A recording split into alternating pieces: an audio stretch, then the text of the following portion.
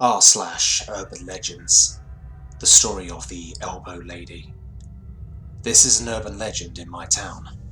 This was told to me by a group of Cherokee Indians that I used to work with on a Halloween haunted attraction. It goes like this. The sound of her boots echoed through the trees of the surrounding forest as she stomps in the direction of the town that was 12 miles away. With her cell phone raised high in the air, she internally prayed for a signal. Sadly, she was in the middle of nowhere in rural Oklahoma, and it was a complete dead zone. Taking a deep breath, she let it out with a growl as she dropped her phone by her side and continued on her way. She didn't know what she ran over, but whatever it was, it shredded her tire and it flattened almost immediately. Luckily, she didn't freak out and was able to bring the vehicle to a stop on the shoulder without too much trouble. She had recently had a flat, and for some reason her jack was not in the car when she went to change the tire.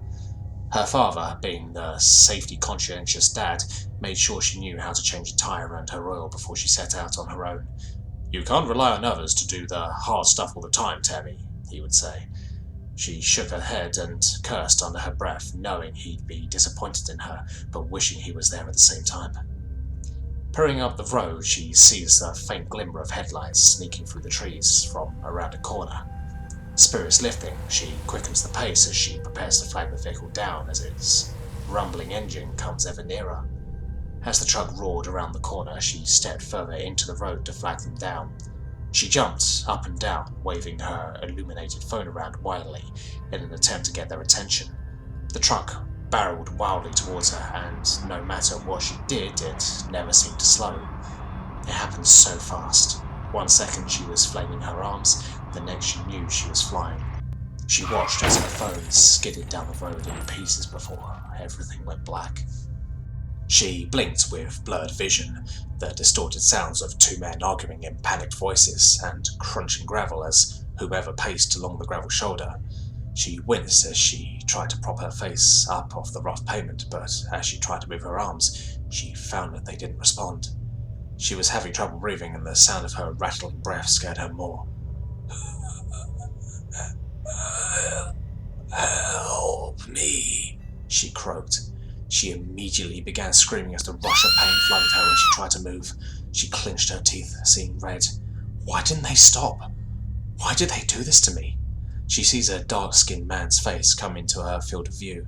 His breath reeks of cheap liquor as he slurs to his partner. "She's still alive, Roger," he announces as he wobbles back towards his friend. "No shit! Dead people don't scream, you idiot," Roger shouts. Tammy begins to try to sit up and shouts to the obviously drunk individuals. "You will go to jail for this, you assholes," she croaks out as forcefully as she could. God, if she makes it out alive, she's going to make sure these fuckers never see the outside of a jail cell again. Managing to get up on her elbows, she continues to shout at the men. She shouted for them to help, shouted at them in anger, and basically just shouted because that's all she could do. "I'm not going to jail for no stupid bitches," the agitated Roger hissed between his teeth. "Get in, Jerry," he shouts as he marches around the old beat-up truck. The light beam of the good headlight flickered as he went by it. Jerry followed suit while asking him what he was doing. Tammy's blood ran cold as she soon realised what this psycho was planning as she began to try and drag herself off the road. Every movement caused anguish, and with every scoot she howled in pain. Her legs were broken, she was certain of it. She couldn't feel anything below her knees. Looking back at the single beam of illuminating light behind her, she screamed as the engine roared like a rabid animal. It revved up and down for what seemed like forever, but was probably only a few minutes. Occasionally she heard the men arguing, muffled by the sounds of the motor. She continued dragging herself with her blood-soaked arms towards safety, as she knew she was in trouble and likely wouldn't see the dawn. As the tires squealed behind her, the last thought that went through her mind was how she would never see her family again. And before everything went black, the rage burned white hot, with a final scream that pierced the night before it was cut short, like her life.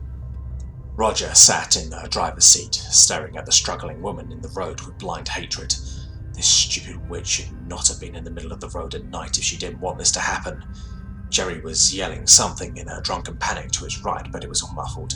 All Roger could hear was the roar of the engine of his old Chevy and his own ragged breaths. He did not want to go back to jail. If the cops came, he would definitely have been in trouble with his lack of a license and intoxicated state. In one instant, he snapped and stomped the gas down to the floor. Before the squealing of the tires, all they heard was the woman screaming and cursing and telling them they were going to die in jail for this. F that, he thinks, as he slams the truck and driver rockets forward, hearing a thump as he hit her. Drunk and in a vengeful panic, he slams the truck in reverse and backs over her.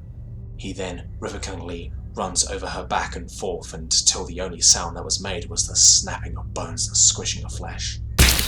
Backing up after the last pass, he found that the woman's legs were severed below the knee and the arms just below the elbow. She looked more like roadkill than a person. He then slammed the gas down one more time and sped off into the night. He knew he must get rid of that truck and the vehicle would cease to exist by the time first light had come up. He smiles to himself as he just knows that once this truck is dismantled in the scrap pile, he will be able to forget about this and move on with his life. In his smug sort of bliss, he didn't seem to notice the figure on all fours bounding behind his truck. As the sun peeked through the forest, it shed light on the most gruesome scene. Cops and marshals littered the roadway. There were many emergency vehicles lining the highway with their lights doing a dance of their own upon the surroundings. All of them were surrounding what was left of an old Chevy truck. The doors were missing, the glass littered the ground like sparkling confetti, and the once white truck was mostly a reddish-brown with dry blood. The driver and passenger were mangled beyond recognition. They had to send their dental records for identification so that their families would have some closure. There was one peculiar thing about the scene though. All around the truck it looked as if someone had taken sticks and drove them into the ground. There were tiny blood-spattered spots leading from the ditch to where it looked like the vehicle lost control. It was as if an animal had ran to them, only there were no animal tracks, no paw prints, no sign that any known creature had made those tracks. Upon toxicology, it was determined that the fatal wreck was caused by drunk driving. Several miles behind the gory wreck, there was a car found with a flat tire on the side of the road. The owner of the car, Tammy Wheeler, was never found. There is a bloody spot on the road a ways from the car, but with it being such a rural area, officials assumed the blood was made by an animal that was killed on the road and eaten by wildlife. Strangely, there were the same holes and bloody spots around the area, but no one could find the creature that made such a strange pattern. The vehicle was towed and collected by the family, but no one ever heard from Tammy Wheeler again. Not long after the incident, there had been many sightings of a creature that roamed the area. The only people that ever saw it were partygoers trying to make it home. Frightened calls would come in to 911 claiming a strange creature was following them on the side of the road, only it wasn't an animal. It would try to run them off the road and the victims would scream and cry to the operators before the operator would hear the devastating sound of a car crash and the line would go dead. Every single person who called describing a strange creature on 911 would end up in a fatal car crash, and every single one would have been driving under the influence of alcohol. There have been no survivors.